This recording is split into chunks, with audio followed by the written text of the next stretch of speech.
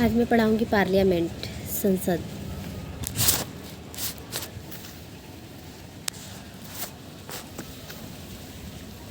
तो संसद के जो है दो पार्ट होते हैं, एक होता है लोकसभा और एक होता है राज्यसभा।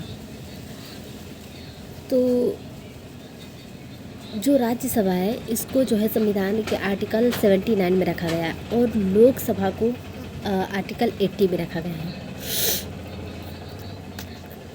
तो जो सांसद है इसके जो है सांसद के 3 अंग होते हैं, लोकसभा, राज्यसभा और राष्ट्रपति। और तो जो राज्यसभा है, राज्यसभा में जो है टोटल 245 सदस्य होते हैं और लोकसभा में 545 सदस्य होते हैं। जो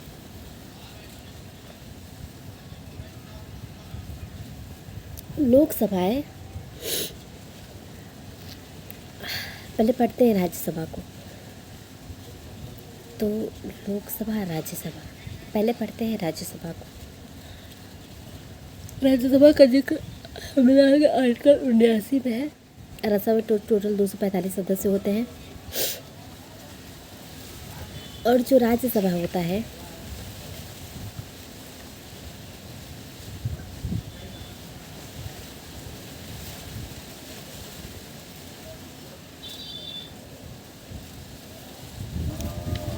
जो राज्यसभा है, राज्यसभा को जो उच्च सदन बोलते हैं और लोकसभा को निम्न सदन। राज्यसभा के लिए जो है, राज्यसभा को जो है बूढ़ों का सदन कहते हैं और लोकसभा को जो है जवानों का सदन कहते हैं।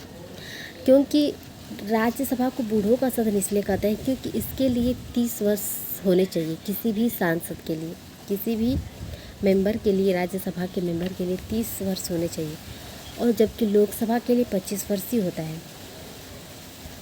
तो इसलिए इतना अंतर है।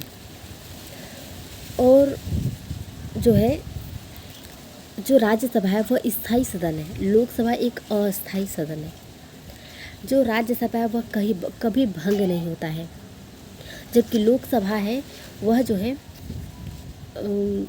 कभी भी भंग हो सकता है।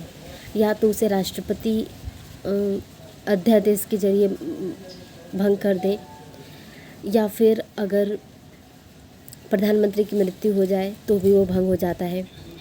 तो लोकसभा जो है इसका जो है 5 वर्ष में चुनाव होता है।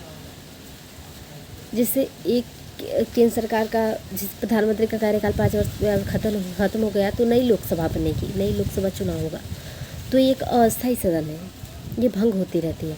जबकि जो राज्यसभा एक स्थायी सदन है, इसमें इसके जो सदस्य होते हैं इनका चयन जो है 6 वर्ष में, इनका जो चयन है प्रति वर्ष 1/3 सदस्यों का चयन होता रहता है। मतलब पूरी तरह से भंग खाली नहीं होती है कभी। 2 वर्ष में जो है 1/3 सदस्यों का चुनाव हो जाता है, फिर 2 वर्ष में 1/3 सदस्यों का चुनाव हो जाता है। टोटल 6 वर्ष बाद जो है नई राज्यसभा बन जाती है, 2-2 वर्ष पर करके, क्योंकि ये कभी खाली नहीं होती। जैसे 2 वर्ष है, जैसे 2 वर्ष में 1/3 जो सदस्य हो गए राज्यसभा के, वो सदस्य अपने पद से हट गए, नए सदस्य आ गए, नए सदस्यों का चुनाव हो गया। फिर वैसे 2 वर्ष बाद 1/3 सदस्य हटेंगे, फिर उतने सदस्यों का चुनाव हो जाएगा। फिर 2 वर्ष बाद फिर 2, 2, 4, 2, 6, 6 वर्ष में जो है राज्यसभा के पूरे सदस्य मतलब एक्सचेंज हो जाएगी, नई राज्यसभा बन जाएगी। लेकिन वो कभी पूरी तरह से भंग नहीं होती है। राज्यसभा एक स्थायी सदन है।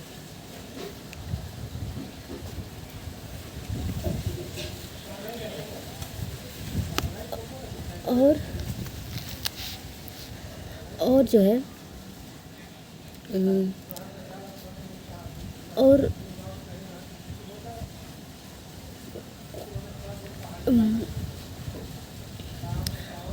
इन दोनों की शक्तियों को लेकर भी काफ़ी अंतर है। और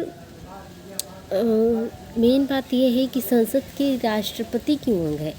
लोकसभा, राज्यसभा तो है। राष्ट्रपति का क्या काम होता है कि वो सांसद के अंग माने जाते हैं।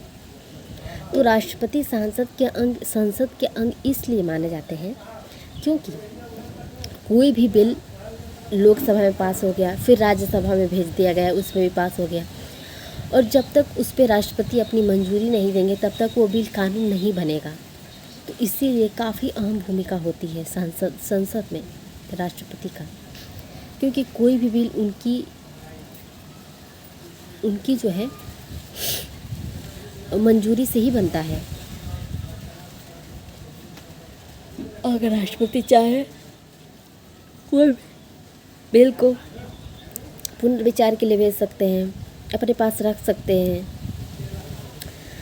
तो इसका अलग चैप्टर है। तो इसको लेकर जो है राष्ट्रपति के पास काफ़ी सारी शक्तियाँ होती हैं। किसी भी विधेयक को लेकर, कोई भी विधेयक तब तक कानून नहीं बनता है जब तक कि उस पर राष्ट्रपति अपनी मंजूरी नहीं दे देते हैं।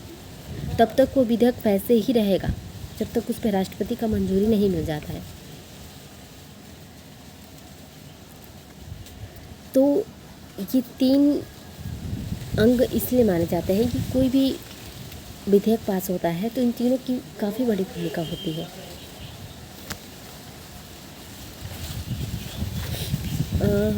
तो जो राज्यसभा है,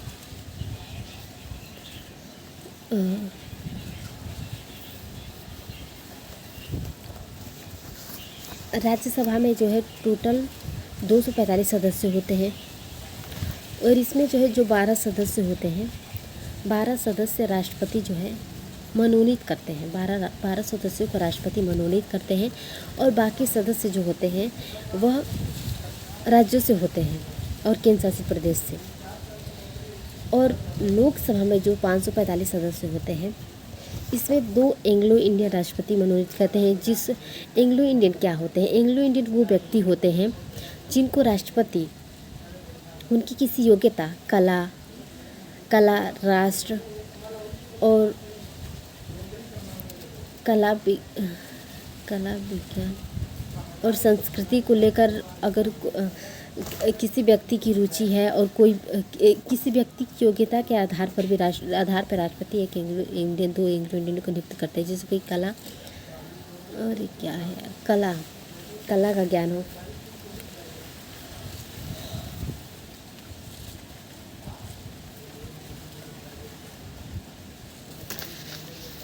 और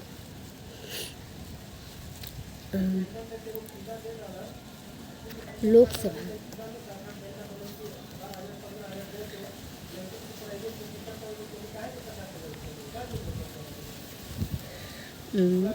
राज्यसभा जो है, राज्यसभा में टोटल 245 सदस्य होते हैं, और इसके जो मेंबर्स होते हैं उनके पास क्या क्या योग्यता होनी चाहिए ये भी संविधान में है। पहला तो भारत के नागरिक होने चाहिए। दूसरा है वे 30 वर्ष की आयु पूरे कर चुके हों, और है कि उनके पास किसी भी तरह के सरकारी पद पे न हो। तो ऐसी योग्यता मेंबर्स के पास होनी चाहिए। दिवालिया ना हो, किसी भी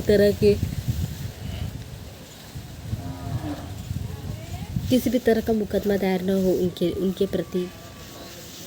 तो ऐसी सब चीज़ें होती हैं जो कि एक मेंबर बनने के लिए चाहिए होती हैं।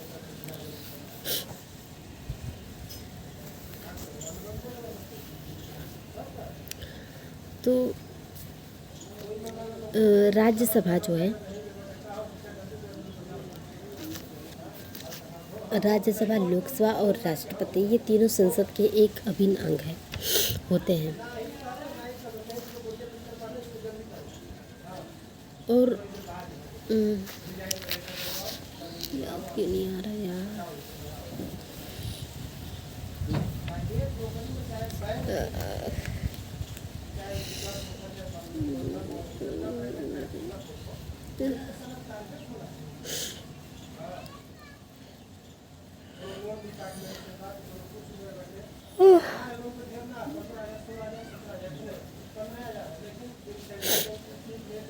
और जो लोकसभा है ना,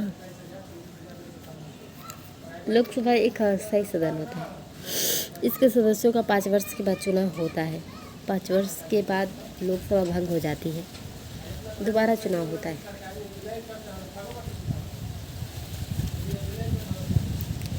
राज्यसभा से ज़्यादा शक्ति लोकसभा को प्राप्त है, क्योंकि लोकसभा जो होती है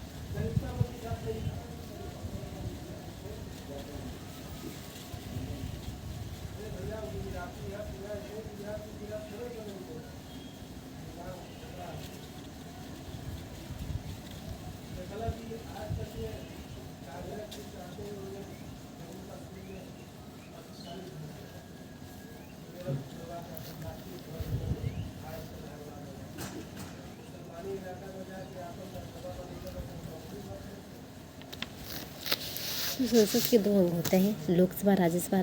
3 अंग होते हैं, लोकसभा राज्यसभा राष्ट्रपति।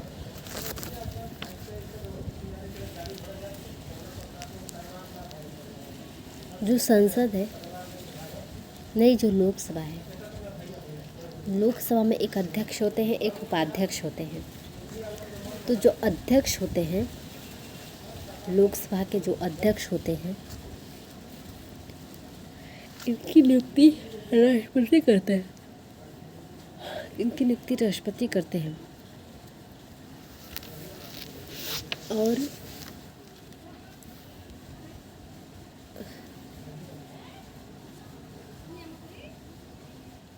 और राज्यसभा में भी एक सभापति होता है, एक उपसभापति। तो राज्यसभा का जो सभापति होता है वो उपराष्ट्रपति ही होते हैं। उपराष्ट्रपति ही राज्यसभा के सभापति होते हैं। क्लियर? तो अगर उपाध्यक्ष जो हैं, अध्यक्ष जो हैं लोकसभा के, अगर वह अपने पद से त्यागपत्र देना चाहें तो वो उपाध्यक्ष को सौंप सकते हैं। और जब अध्यक्ष नहीं होते हैं सदन में तो उनका कार्य उपाध्यक्ष करते हैं।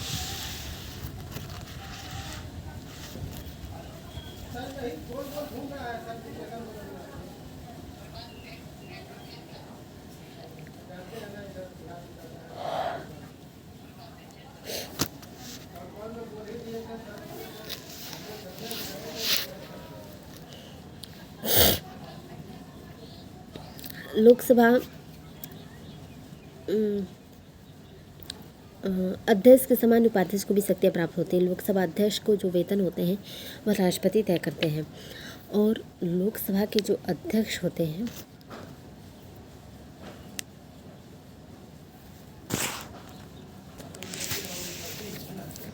लोकसभा के अध्यक्ष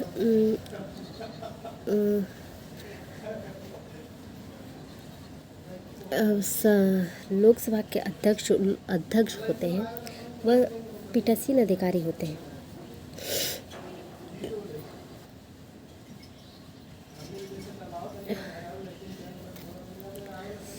और वो जो है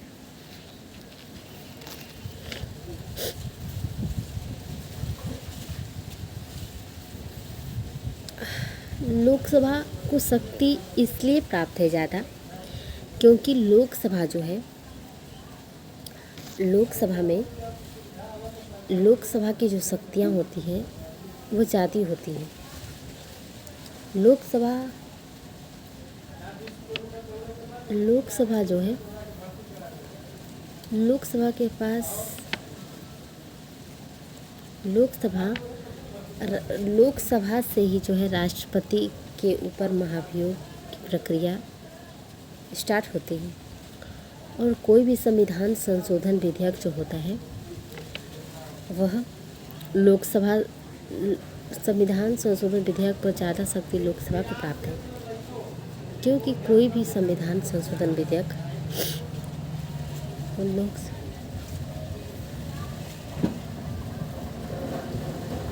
लोकसभा से ही स्टार्ट होता है और उसको विधेयक को मंजूरी मिलने के बाद 14 दिन पहले दूसरे सदन में भेजने के 14 दिन पहले ही जो है यानी राज्यसभा को नोटिस दे दिया जाता है उस विधेयक के बारे में। 14 दिन का समय दिया जाता है उस विधेयक पर। अगर 14 दिन के बाद भी अगर राज्यसभा कोई कार्रवाई नहीं करता है तो उससे कोई मतलब नहीं है। लोकसभा अपना काम करेगा।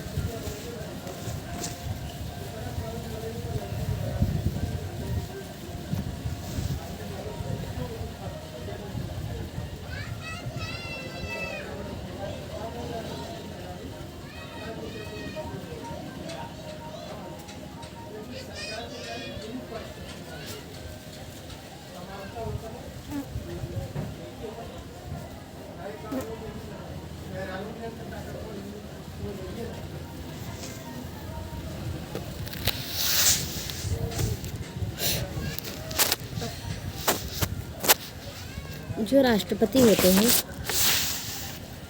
उनके पास काफ़ी विवेकाधीन शक्तियाँ भी होती हैं। विवेकाधीन शक्तियाँ का मतलब है कि अगर लोकसभा में कोई उत्तराधिकारी बहुमत सिद्ध नहीं कर पाता है लोकसभा के चुनाव में, तो वो राष्ट्रपति के पास ऐसी विवेक शक्ति है कि वो अपने विवेक पर किसी भी व्यक्ति को प्रधानमंत्री नियुक्त कर देंगे और उसको जो है 6 महीने के अंदर बहुमत सिद्ध करने के लिए कहेंगे। अगर 6 महीने के बाद भी अगर वो बहुमत सिद्ध नहीं कर पाता है तो वो भी प्रधानमंत्री के पद से हट जाएगा। तो राष्ट्रपति के पास ऐसी विवेक शक्ति है कि वह प्रधानमंत्री को अपने विवेक पर जो है प्रधानमंत्री की नियुक्ति करते हैं। और राष्ट्रपति जो है मंत्रियों की नियुक्ति भी करते हैं, लेकिन मंत्रियों की नियुक्ति से पहले वो प्रधानमंत्री की सलाह लेते हैं। मंत्रियों की नियुक्ति से पहले वो प्रधानमंत्री की सलाह लेते हैं और प्रधानमंत्री को शपथ भी दिलाते हैं। राष्ट्रपति ही शपथ दिलाते हैं।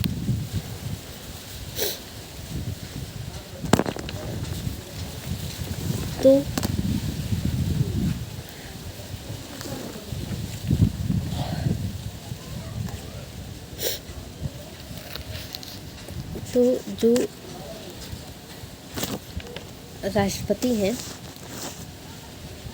ये कोई भी राष्ट्रपति के पास राष्ट्रपति की शक्तियाँ भी सीमित हैं, क्योंकि जब संविधान संशोधन जो विधेयक है, संविधान संशोधन विधेयक जो होता है मतलब संविधान में संशोधन करने के लिए विधेयक, जैसे कि कोई आर्टिकल हो गया उसका जो स्टेटमेंट है तो उसमें कुछ संशोधन करना हो गया, तो संविधान संशोधन विधेयक के मामले में राष्ट्रपति की जो है मंजूरी अनिवार्य नहीं होती है।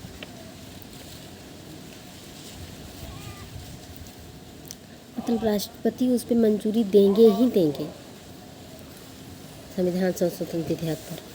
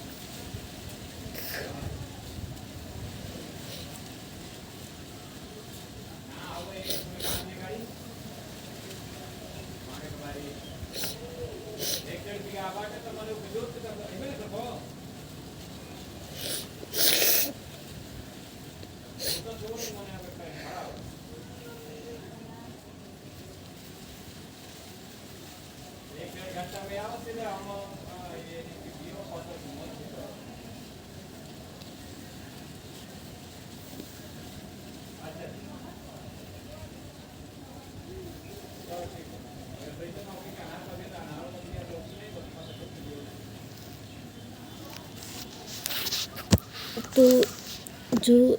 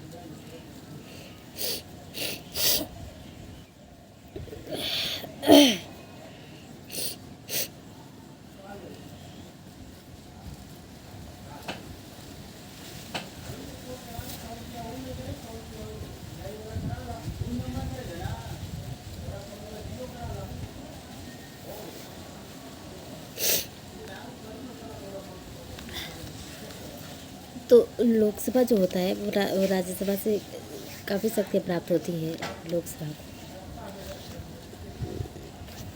और लोकसभा के जो सदस्य होते हैं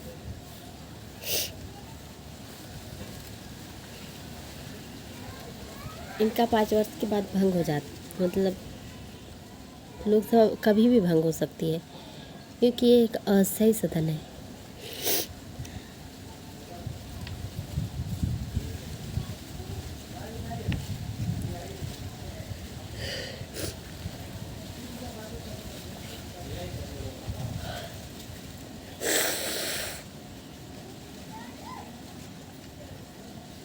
और लोकसभा के सदस्यों का चुनाव लोकसभा का चुनाव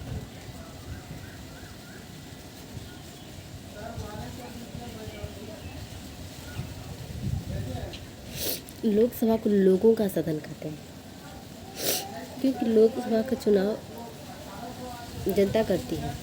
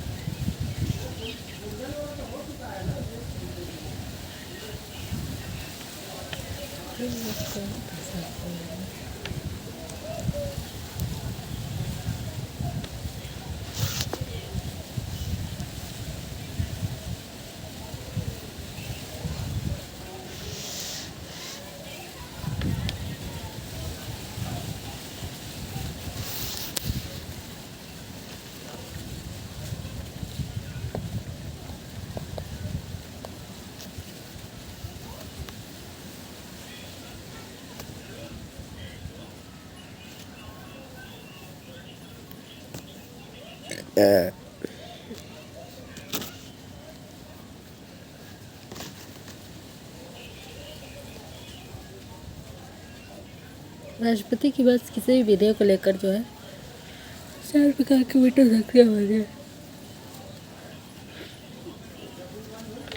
एक पॉकेट वीटो होता है, निलंबकारी वीटो होता है। निलंबकारी पॉकेट वीटो की मतलब कि वो हमेशा के लिए राष्ट्रपति किसी भी विधेयक को न मंजूरी देते हैं और नहीं किसी विधेयक को अपने पास रख लेते हैं, न पुनर्विचार के लिए भेजेंगे न कोई मंजूरी देंगे। जबकि निषेधाधिकार वीटो होता है, किसी भी विधेयक को जो है मना कर देंगे।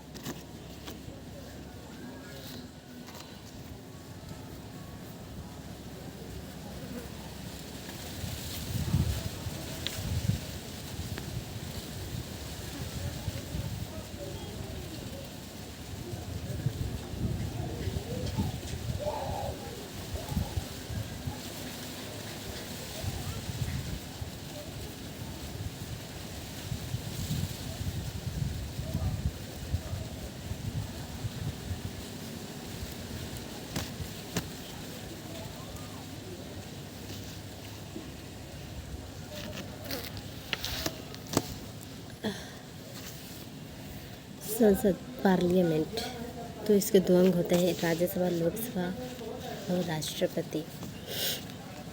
राज्यसभा में अध्यक्ष उपाध्यक्ष होते हैं और 245 सदस्य होते हैं टोटल। लोकसभा में 545 सदस्य हो तो उसमें अध्यक्ष और उपाध्यक्ष होते हैं।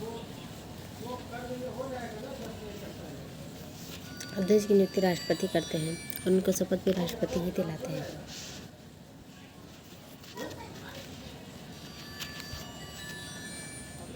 तो कोई भी संयुक्त बैठक होता है ना, तो उसकी अध्यक्षता लोकसभा के अध्यक्ष ही करते हैं, ना कि राज्यसभा के सभापति। तो लोकसभा के अध्यक्ष को काफ़ी शक्तियाँ प्राप्त हैं।